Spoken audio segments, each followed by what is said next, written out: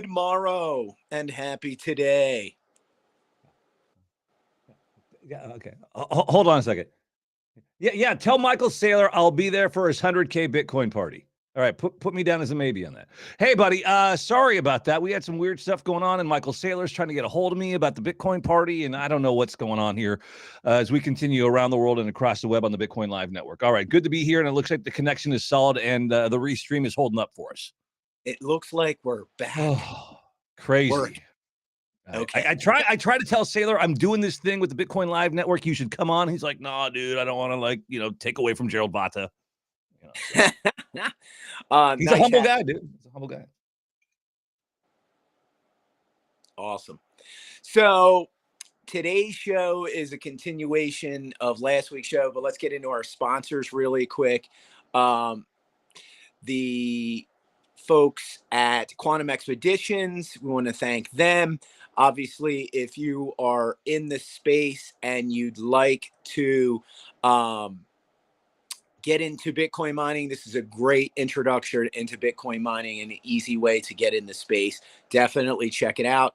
Quantum Economics and also Shieldfolio is our other sponsor. They basically have a little passphrase book that protects all your seed phrases. It's really great. If somebody happens to find it and peek inside, they don't see anything. You have to have a special light to read the seed phrase. So take a scan of that QR code, get the 20% discount, and definitely take advantage of that. Kind of like you need luminol to spray on that to see the code words, the seed words. You need some luminol. Yeah, it's basically the same concept. I watch a lot of CSI. Yes, indeed. Today's show is a continuation of last week's show, which was called Launchpad. This week's show is called We Have Liftoff. So the first thing I wanted to take a look at is a liquidation heat map. Now I'm I'm on my phone and I had my computer, so hopefully Nick can grab these. Let me see. Share. I can try and pull them up for you too. Let's give it. Oh, it seems like it's working. Let's see. Did that come up, Nick?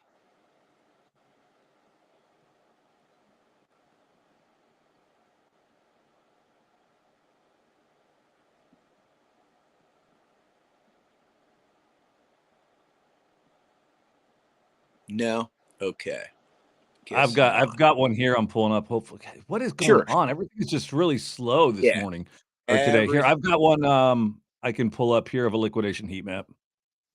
So it's on my screen there, Nick. If you want to grab that, there it is. Okay. So I can tell me if you want me to zoom in for you.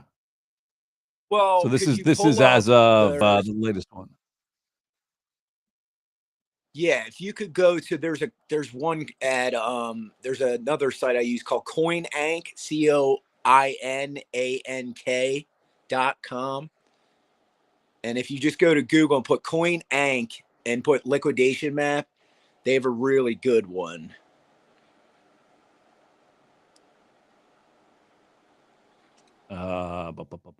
Charts would it be under liquidation?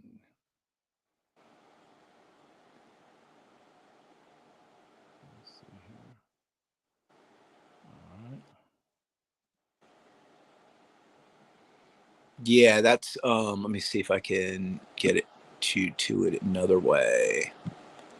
Hold on, I'm gonna try and find it here.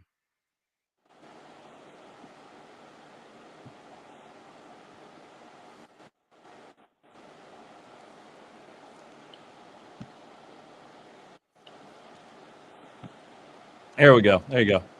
Let me switch. Did you find it? I've got one here. Let's see if this is the right worries. One. Let's see. Nope. All right, is this the one here? I think I've got it here.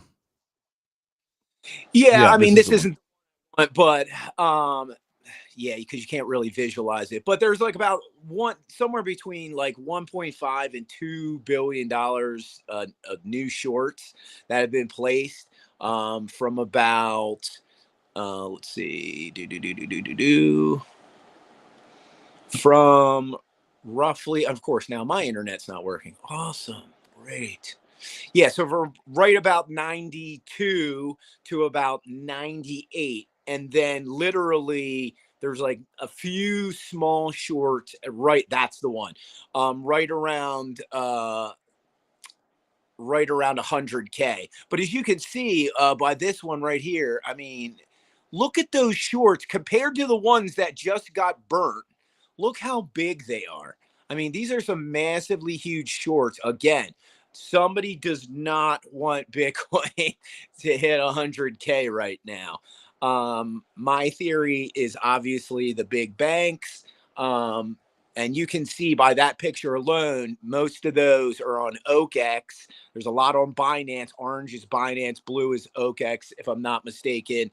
But there's, again, it looks like, I mean, it's a really small picture on my phone, but it looks like it's over $1.5 billion again worth of shorts.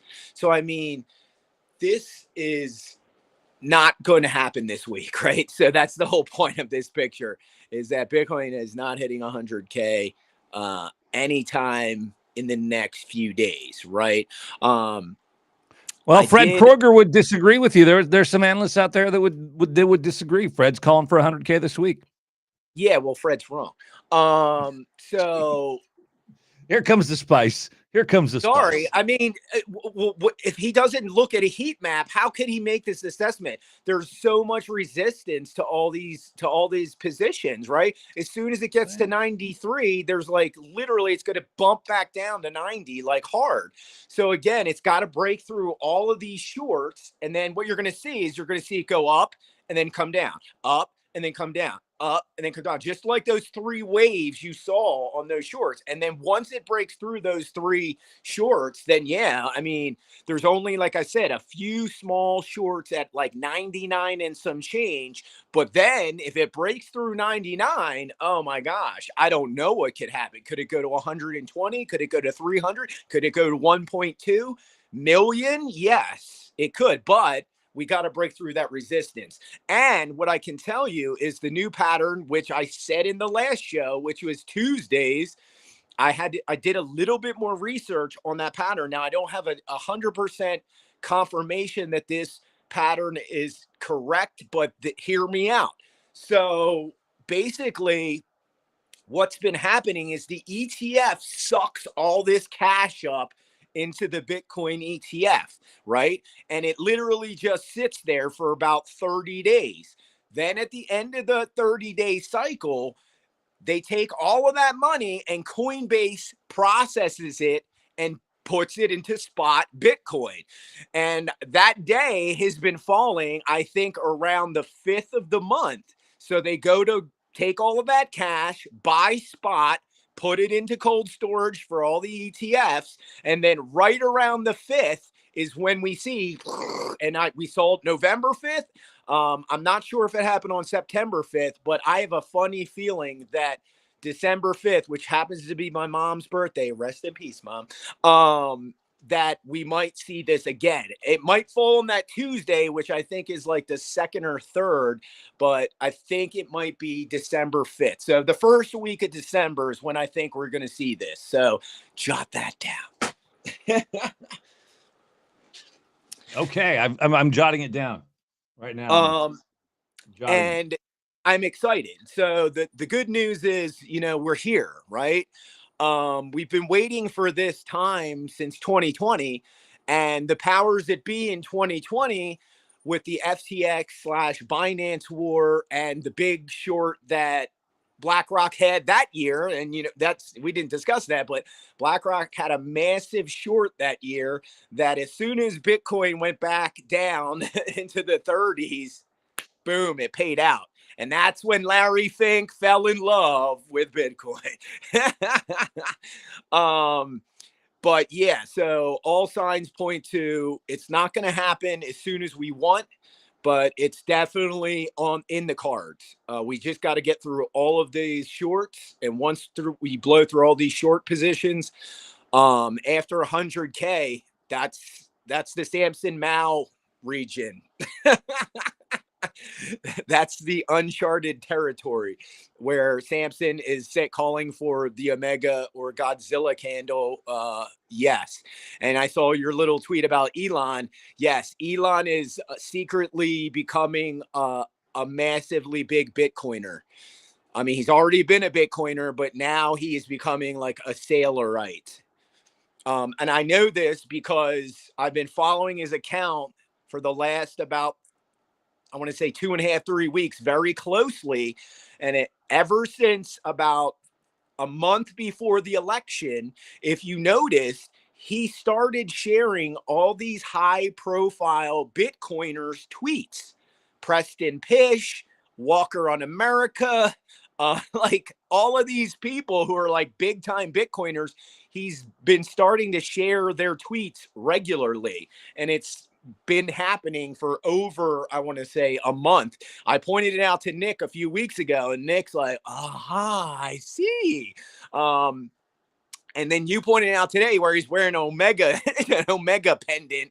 So yes, Elon is paying attention because he sees that Donald Trump is paying attention. So he knows that Donald's not a dummy, right? He knows that RFK is not a dummy, right? So if these guys think that Bitcoin is something special and he doesn't, then that means he's the odd man out. And he's trying to figure out why he's the odd man out. And I'll tell you why Elon's the odd man out. Because you like Doge, bro. And there's nothing wrong with Doge. I have Doge t-shirts. I have Doge socks. I used to have a huge bag of Doge, right? But Doge is, it has, unfortunately, an ever increasing supply, right? It's, last time I checked, it was like 130 some billion, if I'm not mistaken. Let me see if I can get, oh, wow, my computer is working. Let me get on CoinMarketCap. And let's just find out. And as soon as I go to hit enter, this site can't be reached. Yeah, awesome. But if anybody can pull up CoinMarketCap and tell me the supply of Doge, my guess is it's 132 billion or 135 billion. And it's going to keep growing, right? The real coin that you want to be getting on if you are a fan of Dogecoin is Litecoin, right? Litecoin is the big brother to Dogecoin, right? They're merged mine together, right? But Litecoin is the way to go. And if you've been paying attention, Litecoin is going up like, I don't know, like I want to say 15% in the last 3 days, because somebody, oh, there you go. Somebody did pull up. Thank you. Let's see, supply 140 something, 146 billion. Is that what it says? I can't see. It's so dang small. My screen. Yeah, 146, 830 million, 736,000, 300. Yeah, so we're now almost up to 150 billion, right? When I had a bag, it was like 132 billion, right? So now it's already like in 5 years gone up. What is that? Almost like 12 to 15 billion in supply.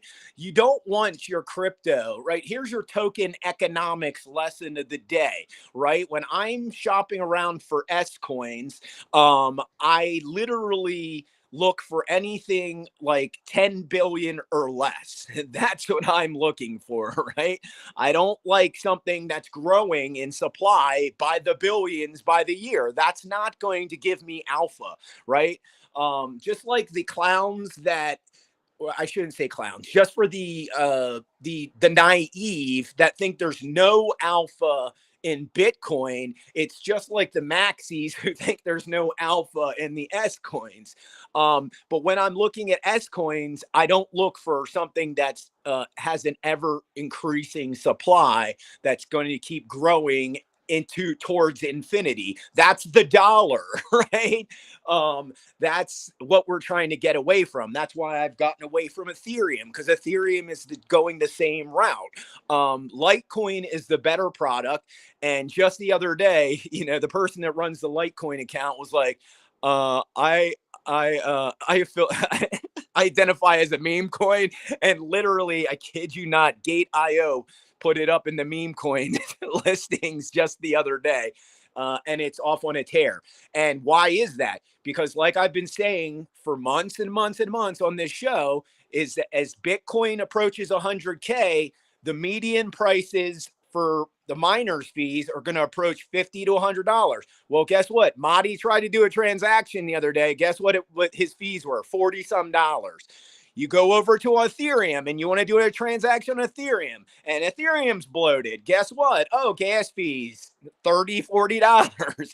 So again, what starts to happen? The money starts to flow where it's easiest and cheapest, and that is Litecoin. So we've seen Litecoin go from $70 to almost $100 in less than 4 or 5 days. And as soon as Bitcoin hits 100K, like at that point, it's literally the fees will be again 50 to 100 bucks. Litecoin is going to be humming. And let's not forget, the number one payment in crypto this year, L1, is Litecoin. Surprise. Okay.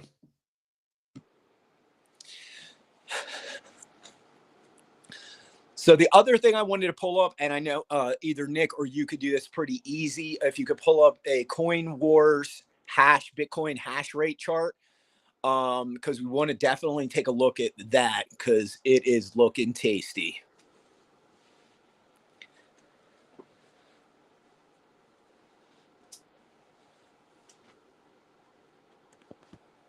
A little snacky treat.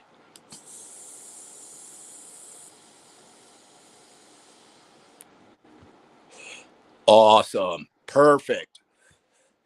So right in that top right corner, you can see we have this quad top formation where we can see the hash rate is touching like right close to 850 exahashes 3 times here. So literally, like I said, I think last week or 2 weeks ago, this is the setup, right? We are seeing all of these firms, all of these companies set up their mining operations all over, you know, North America, all over Texas, all over South America, all over the world, right? And right now is the time, right, where we're about to see Bitcoin's hash rate explode from from exahashes to zettahashes. And this is, again, big time. This is the big time. And we're just going to see an expansion of Bitcoin's energy. And this is a good thing, right? This is for all those people who've been brainwashed into thinking that Bitcoin's bad because it uses energy. You are wrong. Why this is a good thing is because Bitcoin is the most amazing load balancing tool that was ever engineered, right? So why is this important? Because over the next 20 years, what is going to happen is that the price of your electricity is going to drop drastically. So this is awesome for businesses, right? This is awesome for Bitcoin miners, right? Because Bitcoin miners, when the cost of production starts to drop, that means they're going to be making more money and less overhead, right? So all of these things are good. But the examples we've used time and time again, right, is Texas, right? It's summertime. The air conditionings are all humming. All of a sudden, ERCOT, oh my gosh, the grid is starting to, like, you know, they have like red alert, everything's starting to slow down. ERCOT gets on the phone. They go, boop, boop, boop, boop. Hey, Riot, can you shut down? Boop, boop, boop, boop, boop, boop. Hey, Mara, can you shut down? They go, yes, we can. How much? And they're like, oh, we'll give you like $1 million. No problem. And they shut down. And then the grid stabilizes, right? And then we don't have people going, oh my gosh, I'm going to melt. Or a few years back when it was wintertime and everyone was literally freezing to death, right? This is what Bitcoin does, right? It literally fixes things that you never thought were a problem, right? I never used to know what load balancing was a couple years ago, right? But it's literally going to protect our grid. And there is not much protecting our grid. And Bitcoin is like a really low-tech way to like slap on some high-end technology onto a low-end system, and boom, we have it protected. We have protection, right? Not just from the bad guys, just from, like I said, all these people simultaneously turn on their air conditioning. It protects from that, right? I don't know how many times I got to tell people air conditioning is a bigger threat to the grid than Bitcoin. Bitcoin protects the grid from these types of accidental shenanigans, right? Like it can get to 110 in Texas in May, right? And all those people got to turn on at the same time. This creates that huge spike in demand. And like I said, ERCOT calls up the miners, they power down, that huge demand spike goes down.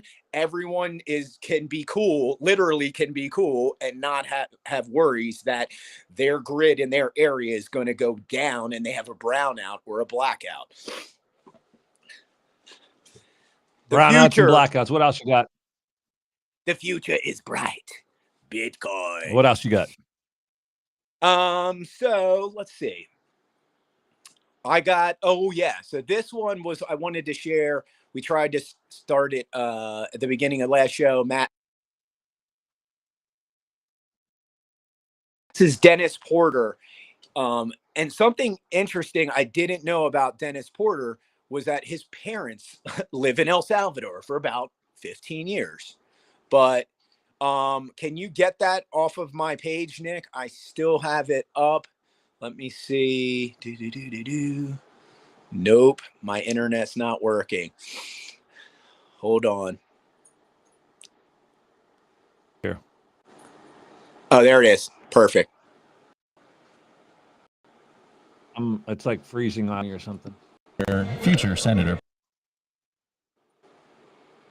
Absolutely doing so good. Glad to be here in a new home away from home. For those that don't know, my parents have lived here for 15 years, and so it's exciting to finally come down and be able to visit and hang out with everyone and truly experience everything that El Salvador has to offer. I did not know that your parents lived here for 15 years. That's right. They've seen the entire journey, and they have been very excited about the progress that El Salvador has made. We have seen this country absolutely move the right direction. Crime is at an all-time low. There's buildings everywhere. There's massive infrastructure projects.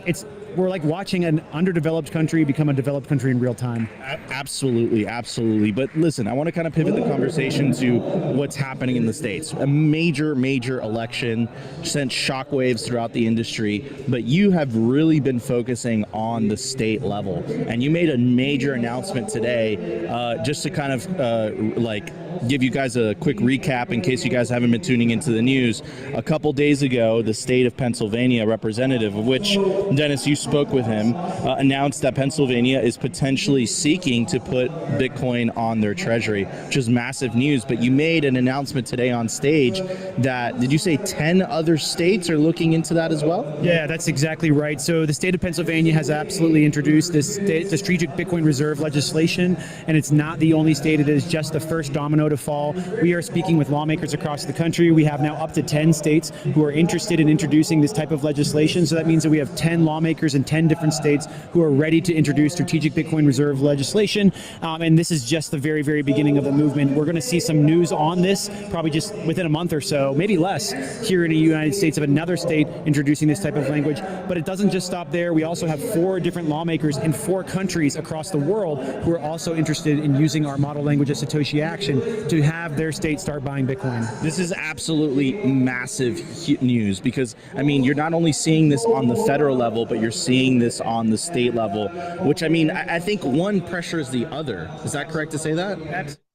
Absolutely. We definitely see that FOMO building from the states, because as the states are going to be buying Bitcoin and passing these types of legislations, all of a sudden it makes a lot more sense at the federal level. We often call the states the laboratory of democracy, and that means that there's a lot of opportunity for trial and error, for trying new ideas out and seeing if they'll work. We've seen so many things happen at the state level and move to the federal level, and so that's what we're trying to do with Bitcoin, strategic Bitcoin reserve legislation. Pennsylvania is the first state. We'll see another state soon, and hopefully, all in all, at the end of this, one of these states will pass this legislation into law, truly locking in the reality of a strategic Bitcoin reserve in the United States, and hopefully then that will lead to something that happens at the federal level. That would be absolutely massive. It would literally massive break the internet. But I mean, Dennis, you have been very, very successful at passing other legislation in terms of protecting the right to self-custody, protecting the right to mine in various states throughout the states. Yeah, that's right. And so what's happened is we've put ourselves in this position to be able to help lawmakers pursue cutting-edge, innovative policies like SBR language, because we have already helped them introduce and pass legislation across the country. We have legislation that's been introduced in over 20 states, and we have passed law in 4 states. 4 different governors in 4 different states said, yes, let's protect the right to mine Bitcoin, let's protect the right to self-custody, the right to run a node, the right to peer-to-peer transactions, and that set a foundation not only for those states to pass more innovative technology policy, but also for us to be in a position to say, hey, we've been here, we've done this, and we can help you get this legislation across the finish line. Incredible. What would be, we're kind of heading close to the top of the hour, but what would be if, there's 6,800 people watching live, almost 7,000 people, what would be your message to policymakers and regulators in the United States, potentially if they're feeling a little bit uneasy about Bitcoin, they're not completely sold, what would be your message to them? Well, Bitcoin as a technology has so many benefits that it can offer. Oftentimes when we talk to lawmakers, we get rid of all of the technical components of Bitcoin. We often say that most people don't know how the internet works, but they know what the benefits of the internet can offer. We know that we can watch this live stream in the middle of this conference. We know that we can call an Uber and call a car to pick us up. We can order Amazon online. And so lawmakers understand the benefits of Bitcoin and Bitcoin mining when you deliver that message to them. And now we're going to be talking to them about how they can secure their future with strategic Bitcoin reserve legislation. We can protect the security and the economic viability of the individual states, especially in the wake of with the last decade, the incredible amount of monetary debasement that's taken place. I think it's even more important that the states have strategic Bitcoin reserves than the federal government, who has a money printer and doesn't have full exposure to the negative impacts of monetary debasement. Beautiful, because it protects the sovereignty of the states. All right, one last thing. Dennis Porter, talk a little bit about the fact that Bitcoin is bipartisan. It is for everyone. It is not a left and right thing. Absolutely. I mean, for those of you that don't know me, I've spent a big part of my career advocating for Bitcoin as a nonpartisan or bipartisan technology. There is something in Bitcoin for both sides of the aisle. We see conservatives clearly love the sound money argument, the freedom component that Bitcoin has to offer, but those on the left-hand side of the aisle really do appreciate the ability for Bitcoin to be able to service the needs of people who don't have access to financial services, and also that it is not a money that you can discriminate with. You simply cannot discriminate with Bitcoin. It is open and permissionless, and that is something that appeals to everybody on the left. I mean, it appeals to everybody broadly, but it's something that the left truly cares about. Absolutely, absolutely. All right, ladies and gentlemen, Dennis Porter, CEO of Satoshi Action Fund. So we're in the beginning stages now, right? This is where we're at. We're in the beginning stages of Hyperbitcoinization. And I did have that definition pulled up. Let me see if I can share that. Let me see if this will work.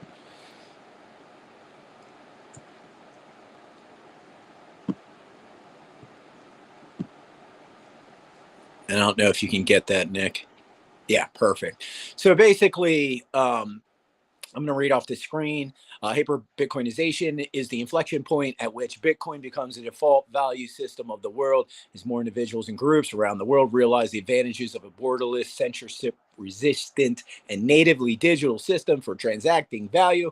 A critical mass of users will eventually fuel currency demonetization and the replacement of our world's ingrained financial institutions and world powers with a more equitable, publicly driven system. And we are now right in the beginning of those stages, right? We just heard Dennis Porter say literally Pennsylvania is introducing legislation, right? There's a and let's be very clear, they're not the first jurisdiction. There's a town in Texas. I forget the name of the town, but it's a smaller town in Texas that's been mining Bitcoin for about 3 or 4 years. And they have it on their balance sheet. So that is the first U.S. jurisdiction to do it. But this would be the state of Pennsylvania. That's huge. So I wouldn't be surprised if Pennsylvania is now putting it on this as a state reserve. Texas will be next, right? Let's be very clear. Texas, you're going to see a lot of conservative states do this because a lot of conservatives understand hard currency, right? They understand the importance of hard currency. And as more and more of the institutions like BlackRock and Fidelity put it on their balance sheets, it's a no-brainer, right? So my prediction, like I said, Texas, Kentucky, Tennessee, Ohio, who else? That was 4. New York, I wouldn't be surprised. California. I'm working on Oregon. I'm trying to get a job with Dennis Porter. So, hey, Dennis, yes, I've done lobbying. I literally lobbied the last governor. I called her office multiple times, emailed them multiple times. They finally, after I called for like the 12th time, I think Kate Brown's handler was like, you should call Bonamici. And I was like, no, you don't get this. So now Tina Kotek is the governor, and I've been gently prodding and poking with tweets from Dennis Porter about Bitcoin and what Pennsylvania is doing, right? And let's not get behind, right? We want to be the leaders in this technology. And why I'm so adamant about Oregon taking this stance is because Oregon, and I've been saying this for like 4 years, has cheap energy. We have lots of hydro, right? We have some wind. We have a decent amount of solar. So power is very affordable in Oregon. It's cheaper than Texas, right? There's so many good things about Oregon when it comes to energy, and there's so much stranded energy. And now there's a lot of people that don't know this, but just south of me, about like an hour or so, I think it's OSU is working on this new geothermal right out of Oregon, and this new type of geothermal would be a game changer. So I'm excited for the future. Again, all these people that think,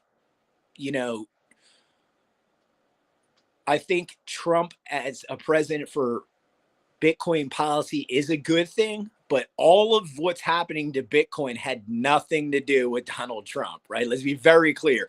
The hash rate, the demand, the ETF, the hodlers of last resort, right? The volume finally picked up. All of these things led to Bitcoin's price rise, not Donald Trump winning the election. That kind of was a little bit of pushing it over the edge, but that was not why Bitcoin pumped. Bitcoin pumped because its hash rate hit the highest it's hit on October 28th. It hit 945 exahashes per second, and that's a ton of energy. And again, we're going to see it go higher. We're going to see it hit a zettahash, and Bitcoin's the future, right? It's as simple as that. Everyone's starting to catch on. Now we're starting to see this this global market of Bitcoin come into play, right? We have Dubai, right? Now they're a big player because of the good news there, right? on all of their tax regulations. So what a lot of people in the West don't realize is that the UAE markets open like almost 12 hours after our markets close. So all of these people trying to short Bitcoin, you're literally trying to you're putting up your shorts in the West, or in some cases, you know, in Tokyo or in South Korea or wherever they're at, and then literally as you're putting up your shorts against Bitcoin, you have all of these crypto bros that live in Dubai that wake up and they see Bitcoin's down, and what do they go? Buy, buy, buy, buy, buy. And they're not just buying Bitcoin, obviously. They're buying all kinds of stuff, but they are moving the markets in the opposite direction against the grain of your positions. So if that made sense, yeah, you're just going to wreck yourself, just like that little meme that Nick put up. And that's what's been happening. I warned Gareth Soloway. I don't know how many times I've warned Gareth Soloway not to, you know, put these massive short. For him, it's not. I know he only has like, you know, 10K or 50K or whatever, but it's still a lot of money when it gets wiped out of your account in a mere instant. It's a lot of money. So I tell people, don't do it, right? It's, again, it's like throwing gasoline onto a fire and betting the person to your left, like, oh, I can put this fire out with this pail of gas. Like, no, it's not going to happen. Just want to check something real quick.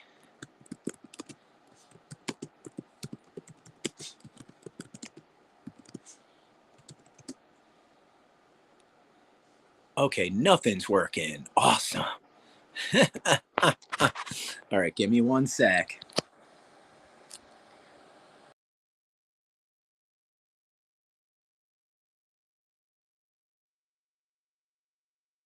Check one, check two, check one, check two. Yeah, my internet, sorry. I don't know how long I was out there for, but I thought I had my phone on the mobile net, but I had my phone on the regular net. Sorry about that. But yeah, we're it's technical nightmare today. Sorry. But what I was saying over the last, let me say, I think 5 to 7 minutes, we were talking about hyperbitcoinization, and it's here, right? We have states, Pennsylvania, right? I don't know if I got it in all the states I thought were coming next: Texas, Tennessee, Kentucky, Ohio, California, Nevada. And again, I'm trying to get a lot of these Bitcoin miners to move to Oregon, because Oregon has some of the cheapest energy in the country. We have a lot of hydroelectric, we have wind, we have a lot of solar, because the central Oregon's very sunny.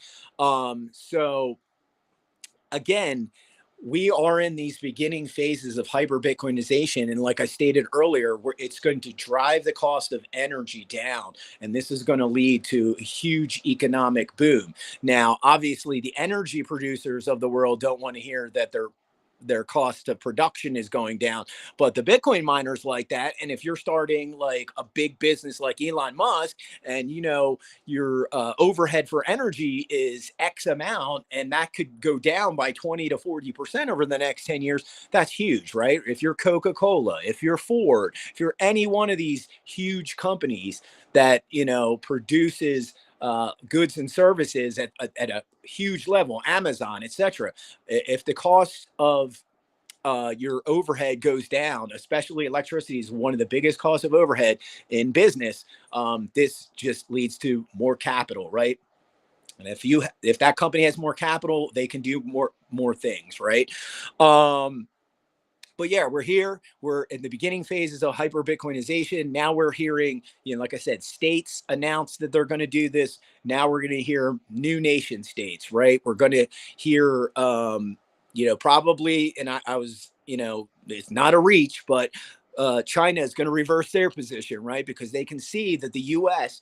is going to embrace Bitcoin fully, and this is a huge deal. And as the world catches on that the U.S. is now going to be the leader in Bitcoin adoption, that's huge, right? So who's next? Can't say. South Korea, North Korea, even. I don't know. But there's going to be a lot of big players that reverse their opinions and positions on Bitcoin. It's all about to happen. Yeah, there's the article from Hashkey CEO saying the same thing I said about a week ago, which is that China is going to pivot. When are they going to pivot? Don't know. They'll probably won't make it official until they have their position, right?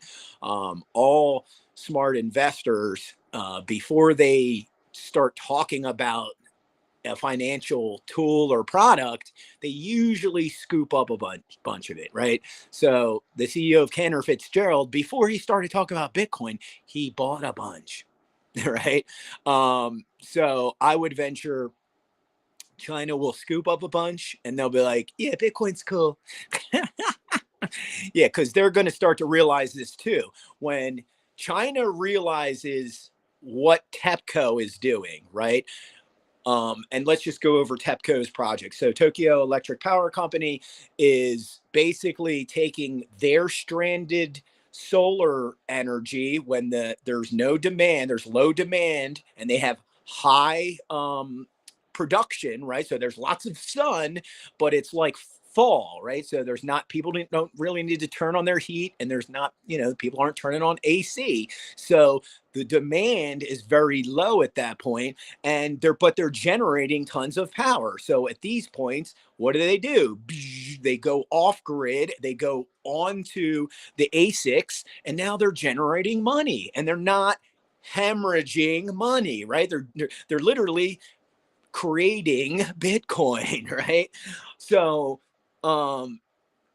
two things. When China figures, that Bitcoin is the carbon credit, distribution credit, cash, store of value, whatever you need it to be, whenever you need it to be, it's over, because they chug energy, right? There's only one other country on the planet that uses as much energy as the United States. That's China. So when they figure this out, it's lights out, right? That's when Bitcoin goes to $1 billion, right? And I was the first person to say that, right? I was the first person to say that Bitcoin can eliminate income tax. I was the first person to say that Bitcoin, oh shoot, I just lost my train of thought. Bitcoin. Oh man, I just had a brain fart. Sorry. But yeah, this is, $1 billion. I was the first person to say Bitcoin could hit $1 billion. I said it in 2019 or 2020. I think it was 2019. And then a year or two later, here comes Fidelity right in their prospectus. Oh, Bitcoin, not did they say Bitcoin could, Bitcoin will hit $1 billion. And I was like, oh, someone said that a few years back. Yeah. I wonder who. But yes, we're heading into rare air. Like I said, once we blow through all of these short positions and we get to 100K, it's rare air. I don't know how hard and quick Bitcoin's going to jump.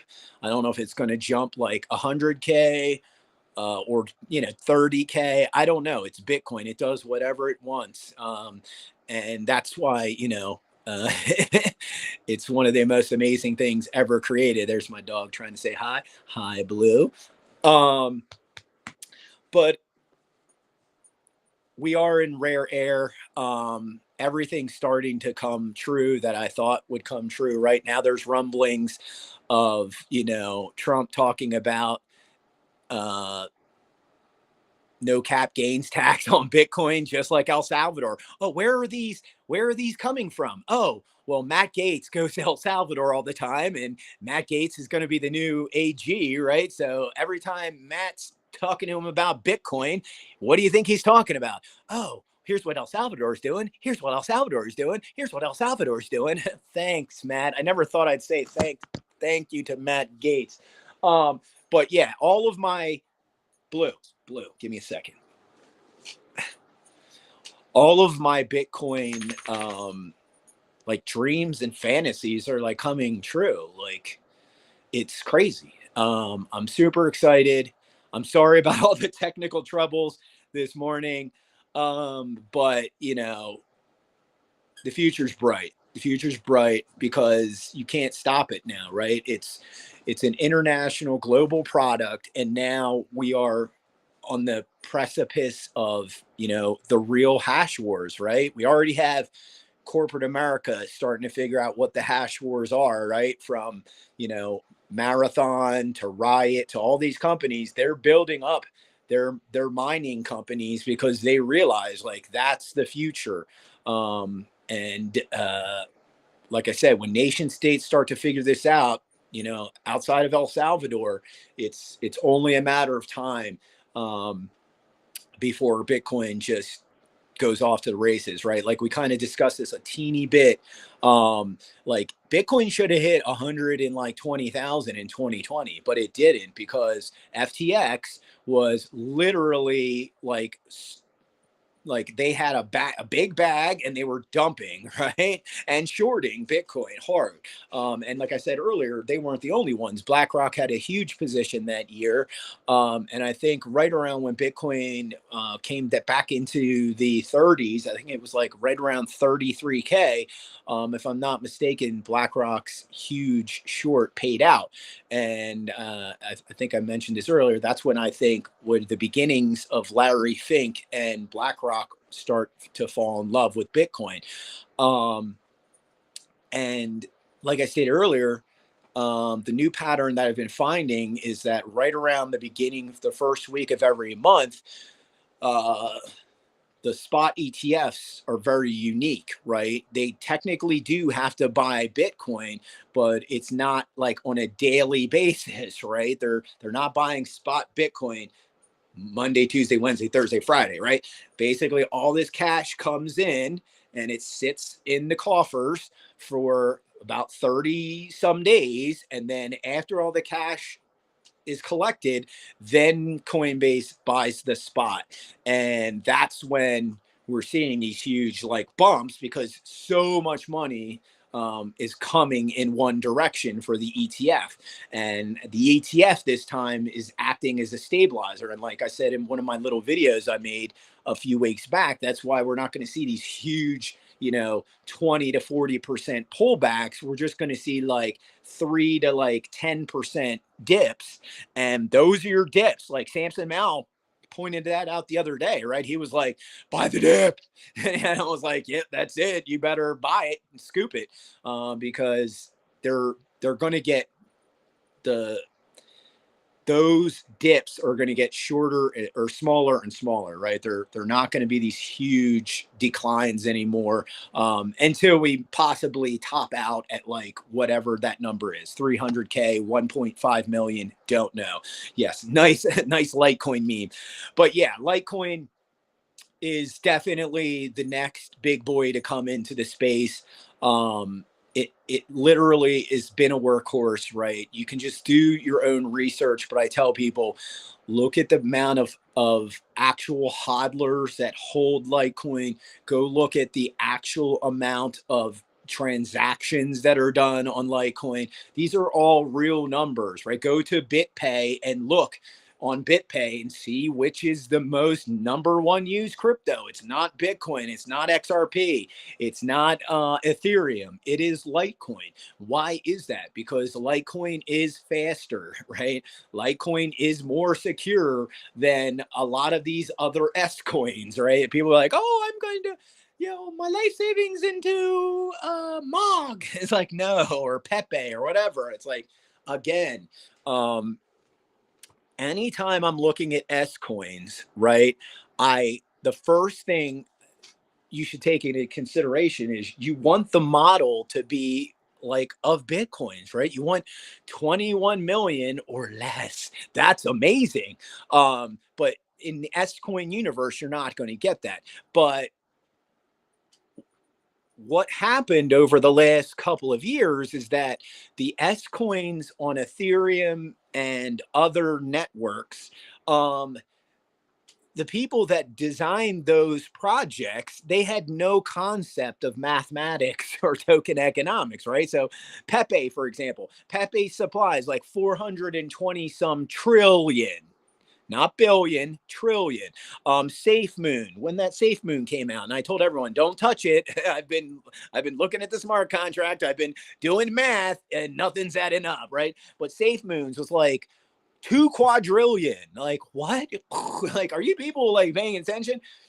Now I'm not a huge fan of Solana because Solana breaks, but all the projects that people are building on pump.fun, as stupid as some of them are, the token economics behind them are far superior to all of the meme coins that came out on the last run, right? Like I said, that have trillion supply, quadrillions, 500 billion, right? Like these are huge numbers that if you're not good with math, it just sounds like a word, right? You're not contemplating the magnitude of order that it really is, right? But when you go over to pump.fun, the people that build these projects are like, well, that's stupid. Trillions is stupid. Correct. So most of the projects on pump.fun are 900 million, right? 8 billion, right? Maniki's 8.8 billion. Took like these are the ones I've invested in, right? Maniki, 8.8 billion. Could it hit $1?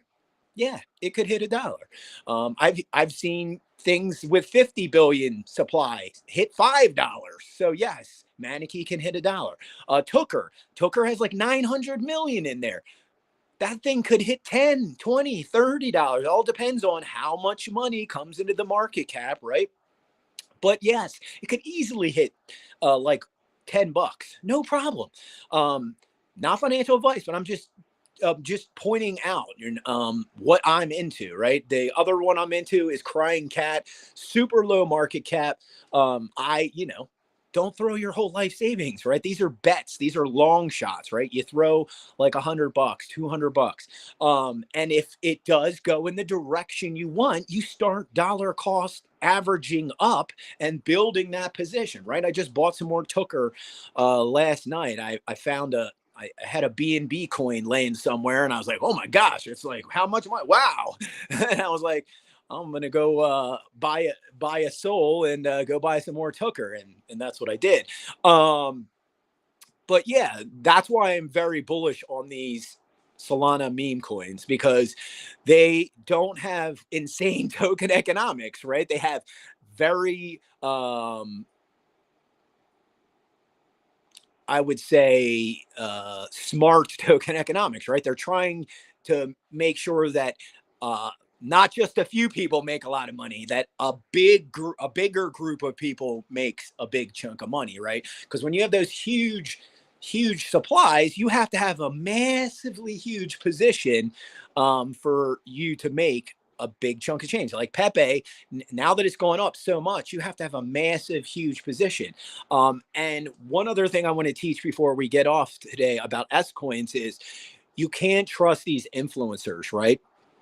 Even the successful ones, because even the successful ones who were broke like 5 or 6 years ago, they're not investing in they don't have the same investment strategies as they did when they had zero money. Now that they have hundreds of thousands or millions of dollars, they can invest in projects like Pepe, like Bonk, and they can buy like $100,000 position. And then they just needed to go up 10, 20%, and they make a lot of money. You cannot do that. So don't follow these influencers, even the successful ones. What you want to do is you want to do your own research, right? You want to go, what I tell people is you download a couple of exchanges, right? Crypto.com, Kraken, Coinbase, right? There's just three. These are just examples, but every jurisdiction's different, right? There's certain countries where you won't be able to get Kraken. There's certain countries where you won't be able to get Coinbase.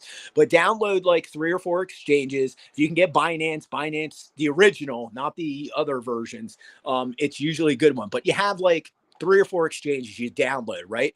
And then you go to newly listed coins, right? And then you start researching those coins, right? And see how big the supply is, see what the market cap is, right? When people come to me and say, oh, I want to put 5K into Bonk, I'm like, no, don't do that. Go buy Bitcoin, right? Especially if they're new, right? If you're brand new, don't be trying, jumping head first into the S coin pool, right? Like that's not where you do. That's like, grabbing like, a really fancy surfboard and like running out into the pipeline at the North Shore and be like, yeah, let's go surfing. No, right? You got to go to Waikiki, learn on the smaller waves and then come back, right?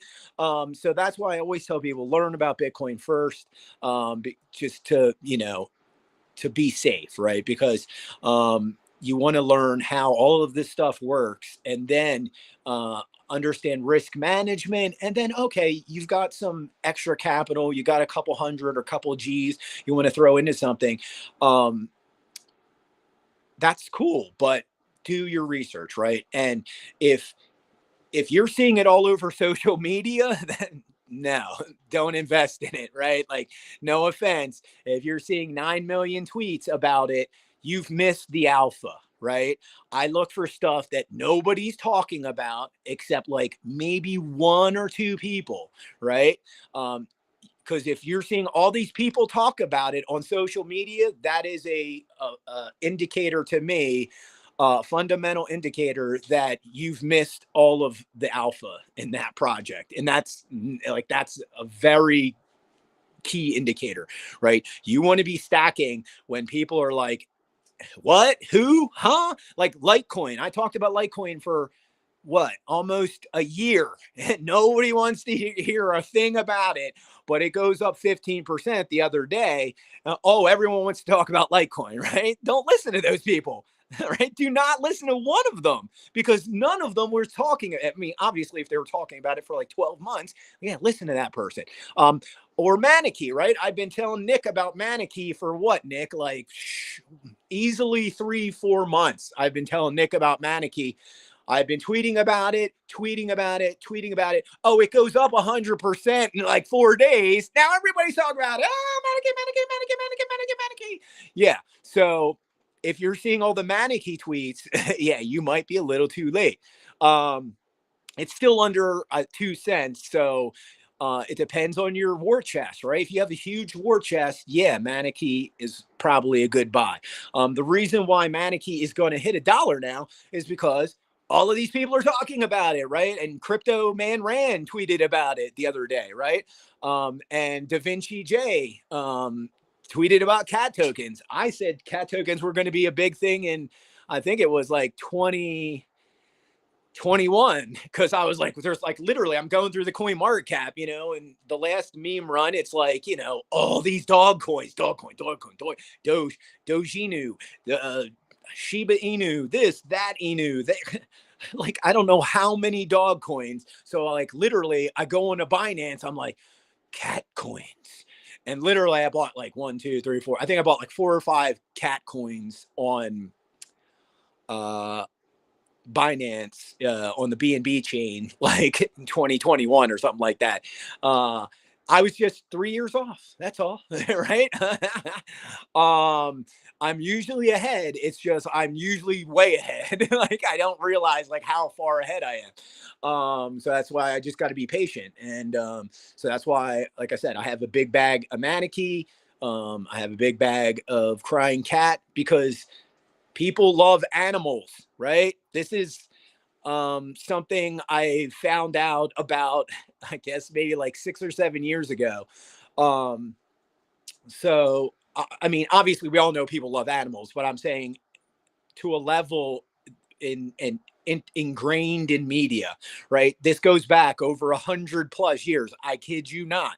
One of the very first movies ever made by Edison was this little basket, and it had like 4 or 5 kittens in it. I shit you not. So the fact that meme ideology has been around for like 100 and some years, yes, I'm not kidding.